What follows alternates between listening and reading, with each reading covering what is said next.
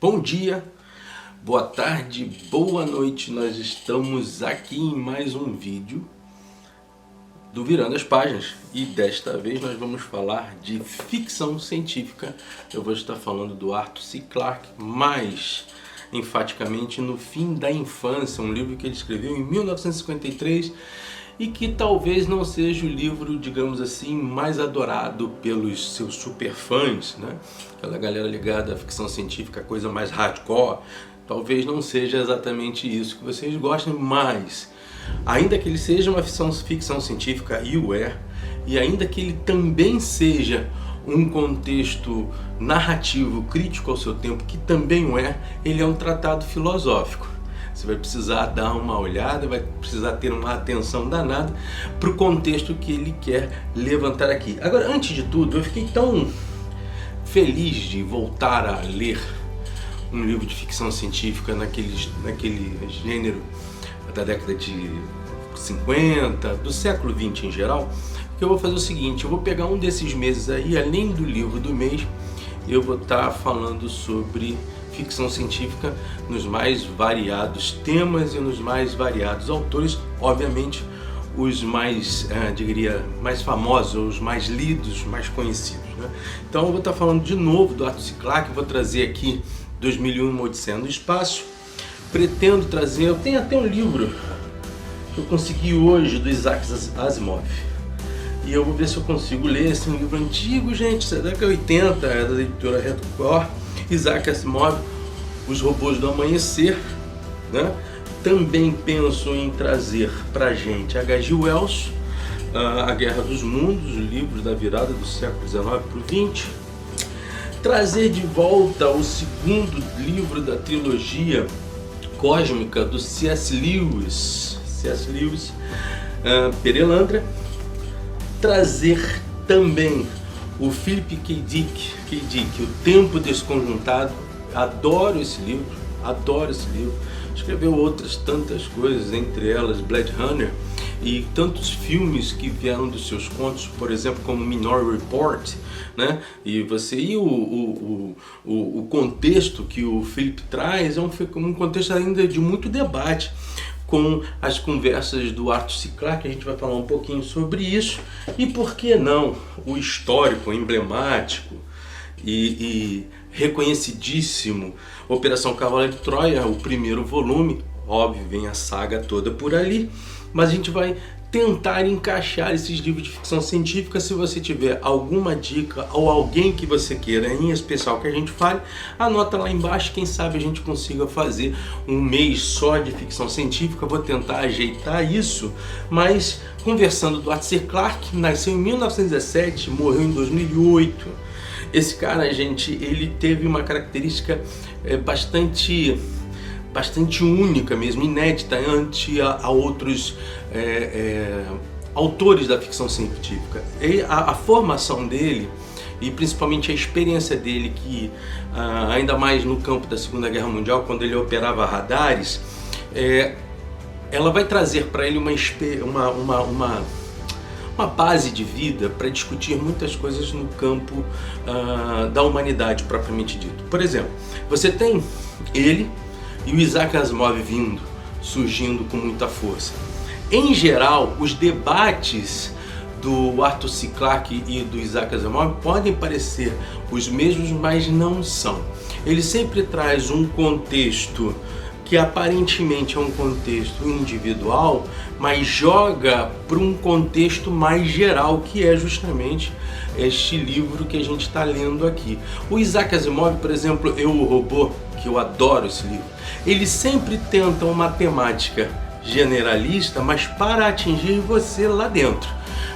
Ele sempre acompanha mais uma expectativa individual. O Philip K. Dick também faz a mesma coisa, mas esta obra aqui, ela é especialmente interessante porque ela vai de forma diferente das sagas, por exemplo, que que o Isaac Asimov fez, perdão, que o Arthur C. Clarke fez, o 2001, Odisseia no Espaço, por exemplo, toda a saga, né? 2001, Odisseia no Espaço, aí depois 2010, depois 2063 e depois 3001, se eu não estiver enganado. E 2001 tem uma coisa interessantíssima, né? Ele vai construir o livro junto com o filme, né? E o Kubrick e ele, na década de 60, final da década de 60, eles vão construir um filme que é lento, como também a maioria das, digamos assim, das obras de ficção científica, elas não são rápidas não, gente. O que elas têm por trás daquilo tudo, eu acho que isso caiu muito em voga por conta da nossa experiência com Star Trek e depois com Hollywood colocando filmes como, por exemplo, Independence Day, que até o Arthur C. Clarke fala sobre ele, dizendo que quando o Independence Day saiu, muita gente esqueceu desta obra que eu escrevi, O Fim da Infância, e ele faz assim uma certa diferença, e normalmente as pessoas tendem a olhar para os livros de ficção científica como livros lentos, rançosos, diferente daquilo que se espera por conta das experiências que se tem muito mais com os cinemas. Todo filme de ficção científica ele tem uma abordagem justamente futurista ou uma abordagem que sai um pouco do nosso parâmetro da realidade em geral, normalmente propondo coisas para o futuro. Por exemplo, o Arthur C. Clarke falava claramente sobre a intenção e a ideia dos computadores dentro da evolução humana e a relação que nós teríamos com os computadores, e nós estamos vendo isso agora na virada do século XX para o XXI, ainda mais com as questões da internet, da 3 web, 4 web, agora 5 web, ou seja, os processos todos que nós estamos tendo com relação a todo este contexto e ambiente com os computadores. Ele já falava sobre isso, então ele tem sempre uma ideia, o Arthur C. Clarke sempre teve uma ideia futurista, mas muito realista. Ele sempre olhava para o seu mundo e propunha coisas que vão acabar por influenciar um monte de gente. Não podemos negar e não podemos esquecer que antes dele você tem uma confluência de situações, principalmente com H.G. Wells e A Guerra dos Mundos, esse livro que eu mostrei para vocês aqui da virada do século. E é mais ou menos por aí que a gente começa a andar quando ele está escrevendo esse livro em 1953. Quero dar uma dica. A Terra ela é invadida por extraterrestres. Este é o ponto principal, mas diferentemente de A Guerra dos Mundos ou o próprio louco Independence Day, que foi um soft power norte-americano, aliás, já viram que normalmente os ETs sempre procuram invadir os americanos, né? O território americano. Nessa forma foi até uma invasão planetária efetivamente, mas são sempre os americanos que descobrem como eliminar os extraterrestres. Neste caso aqui é diferente. Um grupo de extraterrestres vão invadir a Terra, mas só que com a consciência de apurar as relações humanas. Isso está sendo escrito em 1953. Eu quero dar uma dica para vocês. Cerca de 15 anos depois, um cara chamado Eric von Däniken vai escrever um livro, Eram os Deuses Astronautas. Muita gente encarna, muita gente dá de lado para esse tipo de livro, mas é muito coincidente aquilo que o Arthur C. Clarke escreve aqui com os estudos que o Eric von Däniken vai fazer. O que o Eric von Däniken dizia que as nossas sociedades ancestrais antigas e mesmo as sociedades indígenas, então ele vai trazer dos astecas, dos maias, vai trabalhar a questão do Egito, da Pérsia, insinuações com relação à Bíblia de que aqueles deuses que tanto eram falados nos contextos religiosos nada mais eram que extraterrestres, né? Então ele faz assim vários estudos, vários elementos voltados a esse tipo de constatação. Você acredita se quiser, eu não tendo a desacreditar, eu não acredito em bruxas, pelo que losai, e mais do que isso, a convivência que o Arthur C. Clarke teve com isso é a convivência que a própria humanidade estava tendo naquela época. Eram duas coisas, os debates ufológicos e a Guerra Fria, era a era da ansiedade, década de 50. Em 1957, surge o chamado caso Roswell, uma nave espacial, um OVNI, aparentemente caiu numa fazenda no Novo México, dos Roswell, e a aeronáutica acabou mandando os militares para fazerem uma avaliação daquilo. O major, o Marcel, ele acabou identificando realmente que era um objeto voador não identificado, e aí apurou-se realmente que poderia ser um extraterrestre. Só que naquele movimento todo, e aí muitos dizem que a partir daí surgiu a Área 51, se você não sabe o que é a Área 51, os Estados Unidos possuem 50 estados federativos independentes entre si, mas que formam a nação norte-americana. E a Área 51 é o 51º estado. Pouco tempo atrás teve até um debate, o pessoal quis invadir por lá e acabou não invadindo, porque não vai invadir mesmo. Mas o que mais interessa nesse sentido é que o Marcel ficou sozinho nessa história, porque logo depois, o governo norte-americano quis dizer que aquilo ali era um balão meteorológico e deixou o cara na mão. Existe um filme sobre esta situação, é óbvio que foi uma política de calar todos acerca daquele acontecimento.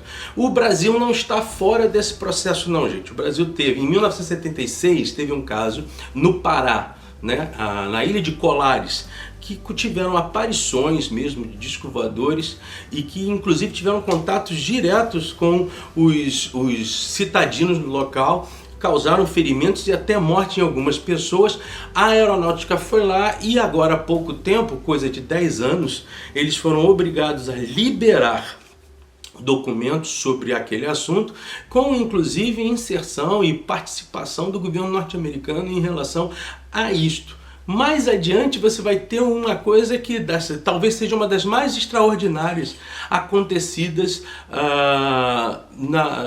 nessa relação da casuística ufológica. Em 1986, inclusive, o brigadeiro Osiris Silva pilotava o seu Bandeirante ou Brasília, um dos dois aviões da Embraer, não sei qual dos dois modelos era, e ele se deparou com um OVNI. Só que não era apenas foram mais de 20 aparições ao mesmo tempo de OVNIs, que fez com que o governo brasileiro lançasse 5 caças, 3 F-5, acho que 7 caças, 5 F-5 e 2 Mirage, a busca desses OVNIs.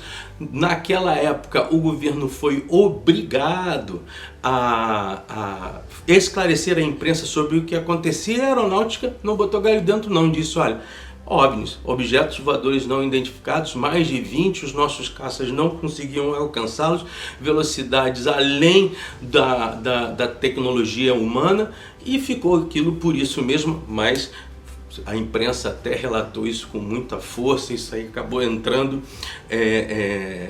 dentro do próprio Fantástico na época. Você pode estar rindo aí do outro lado e achando que eu estou falando um monte de besteira, mas esse é o fato. Você vai achar até que eu vou falar uma besteira maior quando eu falar do caso Varginha. O Bussunda, você lembra o Cacete Planeta? Eles usavam muito da perspectiva da comédia, né, do sarcasmo, com relação a esse personagem. Pouco antes de morrer, coisa de um ano antes, o Bussunda pediu desculpas quando ele foi à Varginha e percebeu que aquilo ali não era balela. Em 1996, uma espaçonave caiu na cidade de Varginha. 3 jovens, tiveram um contato direto com um ser extraterreno. O exército foi para lá, foi recolhido o material, foi recolhido também a nave, foram recolhidos viajantes daquela nave, que eram seres com olhares ovais, meio que esverdeados, com a cabeça ceivada, parecendo assim várias listras no meio da cabeça, com um corpo mais ou menos longilíneo, mas bem pequenininhos, e inclusive gerou a morte de um policial local ao resgatar um daqueles extraterrenos. Ele teve um arranhão, o tocou diretamente com a pele e acabou sendo infeccionado. Em 30 dias ele veio morrer. Se você acha que eu estou brincando com isso, vai buscar referência no YouTube, mas em pessoas sérias, porque também no meio disso tudo tem umas coisas meio esquisitas nesse processo todo. E por fim, gente, agora no dia 25 do mês passado, um setor, uma secretaria, um órgão do Pentágono fez um relatório para o Senado norte-americano, mais ou menos 6 páginas, na verdade são 9 páginas, mas somente 6, destacando a possibilidade efetiva da existência de um grande ciclo, de um grande fluxo de objetos voadores não identificados perto das suas bases, inclusive dizendo que isto para eles pode concorrer com riscos à própria a nação norte-americana e o mundo em geral. Se você, mais uma vez, quer acreditar nisso, acredite. Se você não quer, não acredite. Eu não duvido de nada. Não acho que a gente está aqui sozinho. Não acho que o planeta Terra é o único planeta habitável e nem o único planeta habitado. Porém, esta é uma das grandes debates que já aconteciam no período do Arthur C. Clarke. Outra coisa que está ingressa nesse processo todo é a Era da Ansiedade. A Era da Ansiedade nada mais é que a Guerra Fria na sua mais alta e potencial disputa entre norte-americanos e russos. Norte-americanos e, mais corretamente falando, para aquela época, soviéticos, porque não eram apenas os russos. E caso tivesse acontecido o que aconteceu aqui, e é bom referenciar isso para vocês, em 1953 você ainda tinha Stalin no poder, ele parece que morre em março, e aí Nikita Khrushchev vai estar substituindo ele no partidão dentro do domínio como presidente, como líder da União Soviética de época. E por outro lado, nos Estados Unidos você tinha o Eisenhower, que era inclusive um cara já experimentado da Segunda Guerra Mundial. É bom deixar você bem atento sobre uma situação. A Segunda Guerra Mundial terminou em 1945 e a Guerra Fria estabeleceu o seu primeiro processo em a corrida atômica e a corrida espacial. Não é à toa que os americanos e os russos acabaram por prender cientistas nazistas de lado a lado. Isso quer dizer que, gostemos ou não, e é claro que nós não podemos gostar disso, os nazistas ajudaram na corrida espacial e no estabelecimento ou na melhoria do armamento atômico. A estrutura atômica, inclusive, foi desenvolvida por cientistas alemães, tanto nos Estados Unidos quanto na Rússia. Na Rússia eles foram presos, na União Soviética eles estavam indo como dentro de uma questão de serem presos de guerra. Nos Estados Unidos eles foram naturalizados. Então, existe aí uma série na Amazon que fala um pouquinho sobre isso. Se você quiser, pesquisa um pouco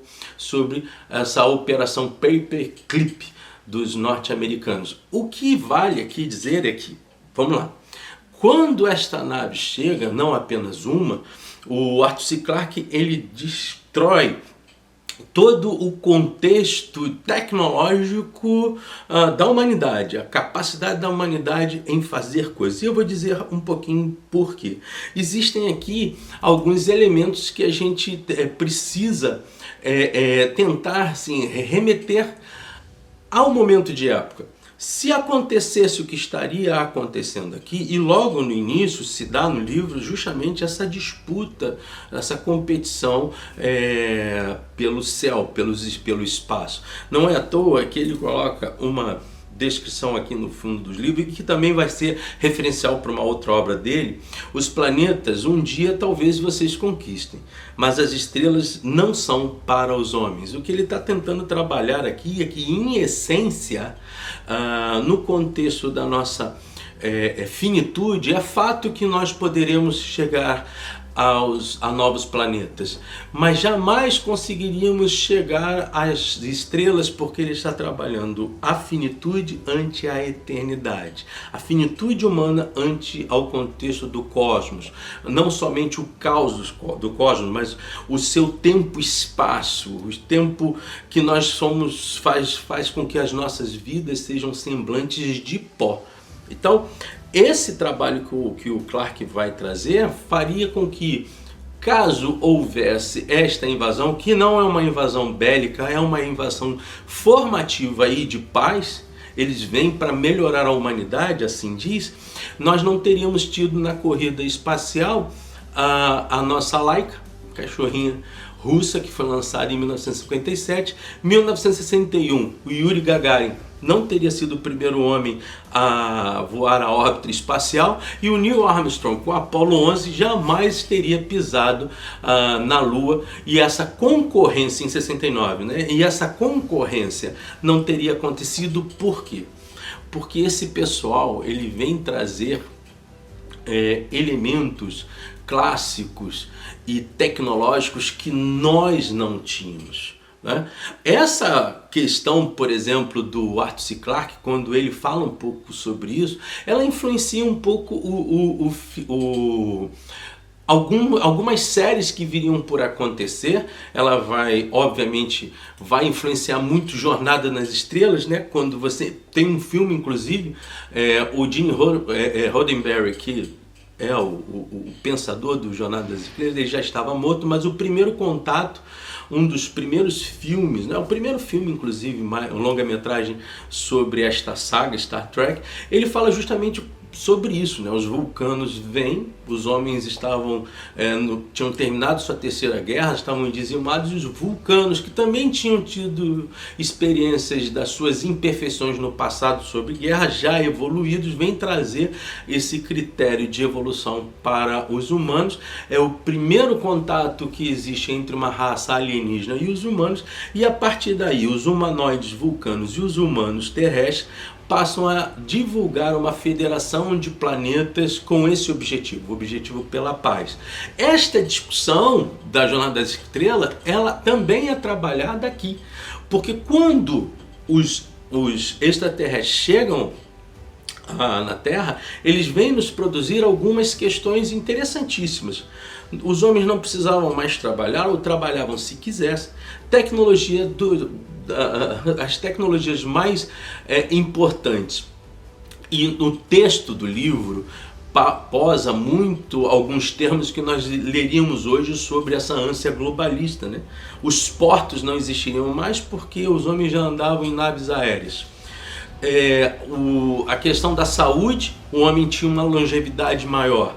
Conforto, porque cada vez mais as riquezas começaram a ser melhor trabalhadas, e eliminações de grandes questões, como por exemplo o apartheid na África do Sul. Quem vai resolver isso é a pressão dos extraterrestres. O que faz a gente imaginar o seguinte: não apenas o apartheid teria sido resolvido por eles, mas também a guerra do Vietnã não teria acontecido, a guerra dos Balcãs não teria acontecido, a Guerra Fria teria terminado, nós não teríamos vivenciado a guerra do Iraque, nem a derrubada do 11 de setembro, das duas torres gêmeas. O efeito que se dá é um efeito inclusive esperado no teu e no meu coração, que é justamente aquela questão da paz, os elementos de uma relação mais distinta entre as pessoas, mais civilizada, a abolição da guerra e cada vez mais uma grande melhoria no campo da tecnologia, do conforto em geral. Só que aí, gente, tem um grande problema.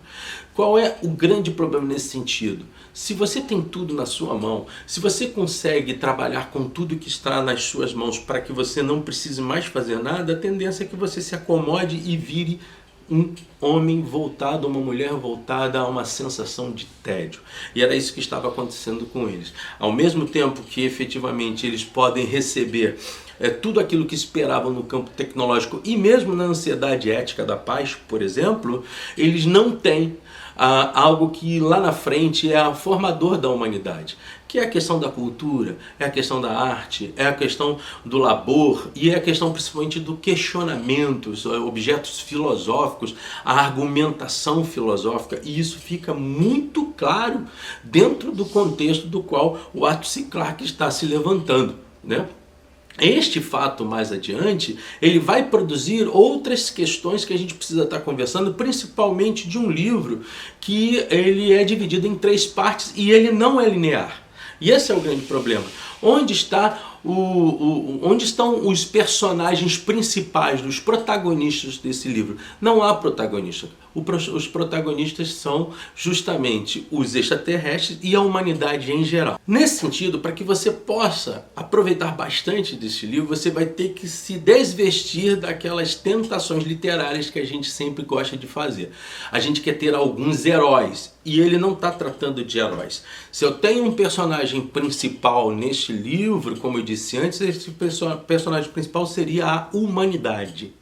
E que vai, obviamente, se utilizar de alguns personagens, sim. Só que eles são personagens que estão fadados, cada um, às suas partes dentro da obra. São 3 partes. Primeiro é o final da infância, Quer dizer, o que quer dizer o fim da infância? Que é o nome que vai dar ao próprio livro. Os homens, a sociedade, né? A sociedade em geral, homens, mulheres, eles terão que entender aquele movimento e tentar, inclusive, rever processos que consolidaram a própria sociedade como é. Então, objetos relativos a estados, os estados estão livres para serem independentes. Porém, as situações mais importantes e mais vitais para a humanidade e para o planeta seriam decididos pelos 100 grandes senhores, os extraterrestres, que eles vão trabalhar justamente o quê? Os seres supremos, os senhores supremos, que vem na representação do Karen, né? Eles são, na verdade, uma intervenção alienígena a partir desse supervisor. E também existe um outro, Hachaverak, que para mim ele vem na segunda parte da obra e eles se interagem, até porque eles vivem muito mais do que os seres humanos. São coisas de milênios, 1000 anos, 300, 400, 500, 600 anos. Só para que você tenha noção, a invasão se inicia em 1953, na década mesmo que eu tinha proposto para vocês, e ela vai até o século 21. São 150 anos de um livro contado em 286 páginas. Então eles vão ter o fim da infância, a era de ouro, que é a segunda parte do livro, e mais à frente a última geração. Fim da infância, um contato que se tem prioritariamente, ali sim, um personagem prioritário é o secretário-geral da ONU, o Strom Green. Esse secretário ele tem uma correlação com o Karen, só que há uma pressão de um grupo revolucionário que não aceita o que está acontecendo, mesmo diante de tantas facilidades, porque tem uma certa desconfiança. O Karen não aparecia para a humanidade e eles precisavam que, de uma forma ou de outra, a representação humana, que era o secretário da ONU, fosse também mostrada a partir de outro elemento. Qual é? A participação e a percepção da existência de quem era Karen e, significativamente, conhecer essa pessoa. Essa discussão ela vai sendo tratada na primeira parte do livro, e ela não se resolve ali porque ele diz que vai consultar os seus parceiros, as suas autoridades, para ver o que ele poderia fazer, e aí ele traz a resposta ao primeiro-ministro e diz: olha só, daqui a 50 anos eu me mostro para vocês.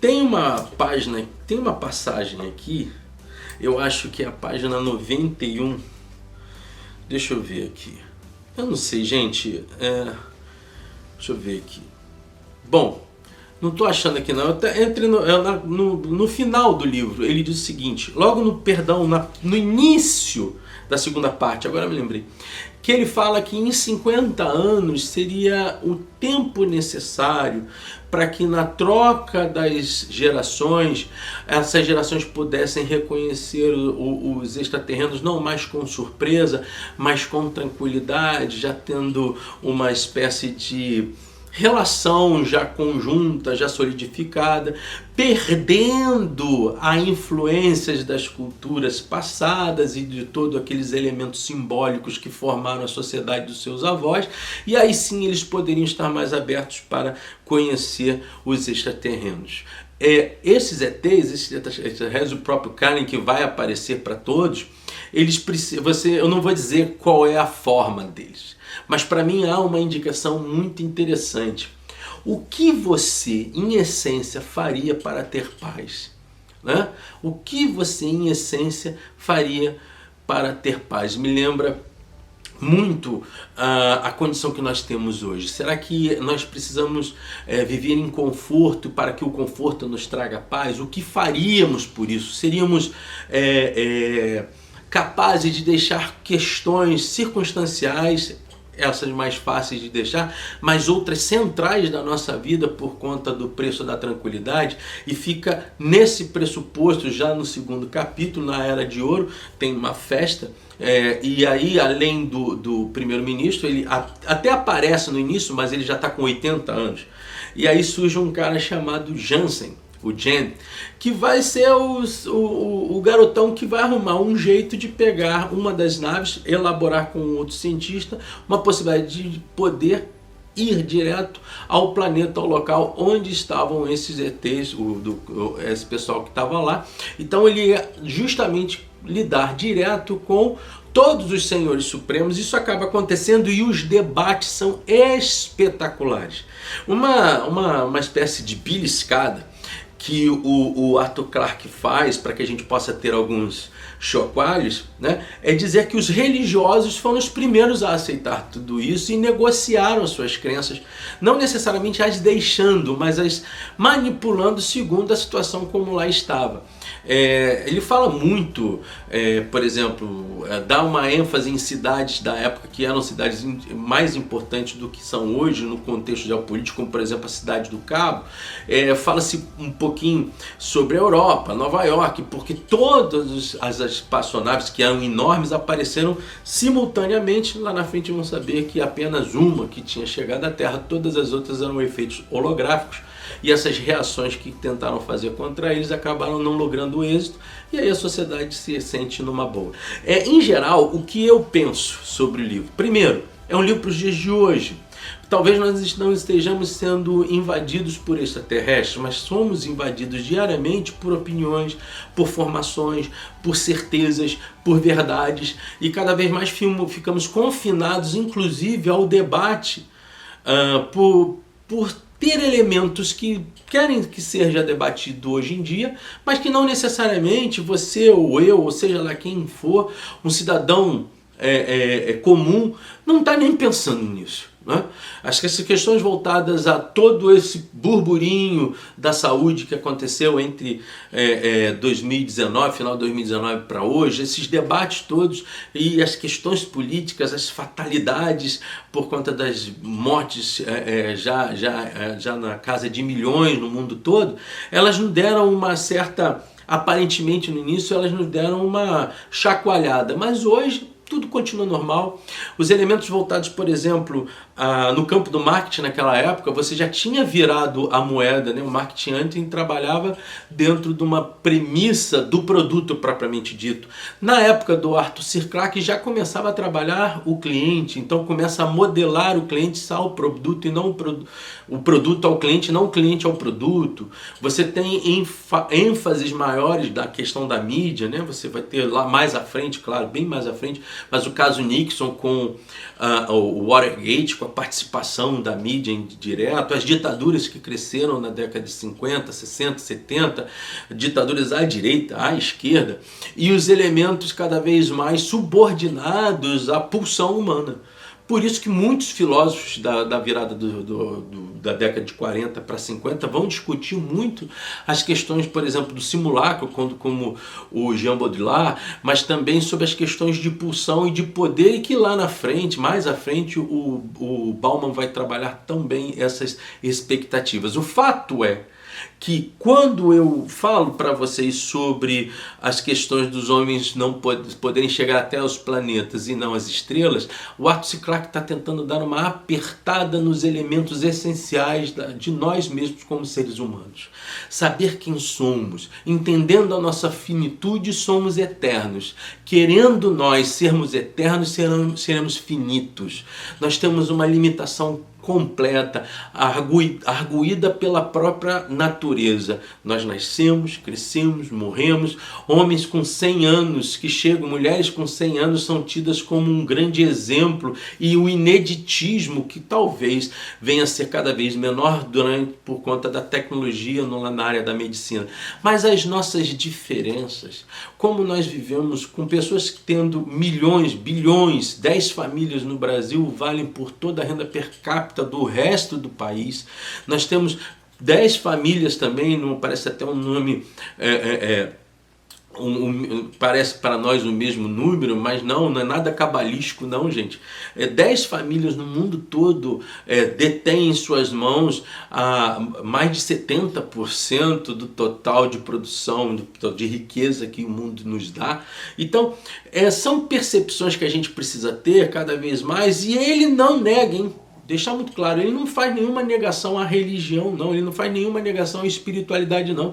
Inclusive ele faz uma indicação lá no finalzinho sobre aquilo que ele pensa do efetivo de uma visão espiritualizada, de como você pode ser melhor. Eu acho um livraço. Prometo trazer para vocês 2001, Odisseia no Espaço também, para a gente conversar um pouquinho. Mas olha, de todos os livros dele, o livro mais gostoso e mais maduro que, para mim, tá, gente, que o Arthur C. Clarke escreveu, e vai ser 10, acho que 15 anos depois desse que eu estou falando com vocês, é esse aqui, olha, O Vento Solar. É uma das obras mais interessantes para mim, a melhor obra do Arthur C. Clarke, que trabalha mesmo esse binômio, não essa bipolaridade, mas esse binômio entre ciência e metafísica, ciência e espiritualidade, de uma riqueza de propósito, de uma riqueza de indicação, que vai fazer até com que eu leia ele lá naquele mês, ou aqueles 40 dias de nós estarmos falando só de ficção científica. Uma dica, Arthur C. Clarke, quero dar os parabéns à Aleph, que ela fez uma edição maravilhosa. Ela começa primeiro com um prefácio do próprio Arthur C. Clarke, vale a pena você ler isso, mas lá no final ela tem 2 adendos muito legais para que você leia. O primeiro é uma atualização do texto inicial do primeiro capítulo para 1989. Né? Pouco antes, inclusive, dele vir a falecer, alguns anos antes dele falecer. E depois, por final, ele faz um primeiro capítulo modificado sobre a mesma obra. Eu garanto a você, se você tiver uma vontade de ler esse livro, pegue esse texto inteiro que a Aleph fez, inclusive pegue um conto que ele vai escrever, que é O Anjo da Guarda, que é justamente o conto inicial e que vai lá na frente gerar a ideia do livro O Fim da Infância, do Arthur C. Clarke. Gente, um livro especialíssimo, como especialíssimos são quase todas as leituras que eu faço sobre o campo da ficção científica. Tentar identificar ali não apenas a viagem que você ou eu achamos que o autor está dando, mas materializar o sentido, o discurso, o propósito do que o autor quer deixar, legar, para que você e eu leiamos, entendamos, concordemos ou não, viemos a crescer. Tá certo? Curtam o canal, gente, participe com a gente, esteja do nosso lado, vamos debater, vamos conversar, vamos trocar ideias dentro desse espaço maravilhoso que é a literatura. Peço a vocês do fundo do coração que você participe, se inscreva no canal, compartilha, divida com os outros. Você mais jovem, se você mais velho, você é um jovem de 80 anos, você é um velhão de 17, participe com a gente, vamos trocar ideia, vamos falar de literatura, vamos tentar romper esse clima, essa sensação tão desconfortável da relação humana, das desconfianças e das dores no momento tão difícil que a gente está passando. Vamos superar isso com a literatura também. Como eu sempre digo, supere-se, aprenda mais, ler é bom, virando as páginas. Semana que vem tem um thriller violento. A gente vai estar conversando de Sepulcro. Também nunca tinha lido o livro, estou começando a ler ele agora. Até mais, gente. Muito obrigado.